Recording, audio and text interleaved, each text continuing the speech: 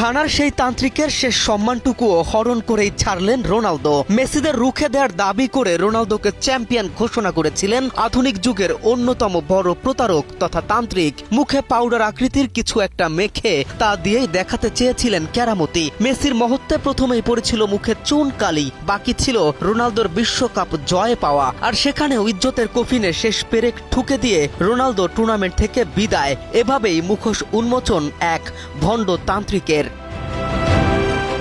ফুটবলকে ঘিরে একের পর এক ভিত্তিহীন ভবিষ্যৎবাণী দিয়ে সমালোচনার তুঙ্গে স্বঘোষিত আধ্যাত্মিক ব্যক্তি কাওয়াকু বনসাম 2026 বিশ্বকাপে তিনি দাবি করেছিলেন নকআউট পর্বের শুরুতেই কেপ ভার্দের কাছে হেরে বিদায় নেবে আর্জেন্টিনা, কিন্তু বাস্তবে আর্জেন্টিনা 3-2 ব্যবধানে জয় পাওয়ার পর তিনি অবস্থান বদলে লিওনেল মেসির প্রতি সমর্থন প্রকাশ করেন।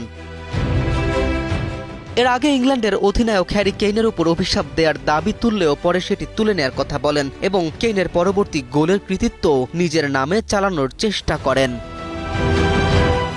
আসল ফল থেকে তৈরি সম্পূর্ণ প্রিজারভেটিভ মুক্ত ফ্রুটিকা, পিওর মানেই ফ্রুটিকা। 2014 বিশ্বকাপে ক্রিশ্চিয়ানো রোনালদোর চোটের পেছনেও নিজের আধ্যাত্মিক শক্তির ভূমিকা ছিল বলে দাবি করেন তিনি, যদিও রোনালদো মাঠে নেমেই ঘানার বিপক্ষে গোলও করেন। সর্বশেষ তিনি পর্তুগালকে 2026 বিশ্বকাপ চ্যাম্পিয়ন হবার ভবিষ্যৎবাণী করেছেন। তবে এসব দাবির পক্ষে কোনো বাস্তব বা বৈজ্ঞানিক ভিত্তি নেই, আর তাকে ভণ্ড প্রমাণ করে তবেই টুর্নামেন্ট থেকে বিদায় নিলেন পর্তুগালও। কেএম রাফিন, নিউজ 24।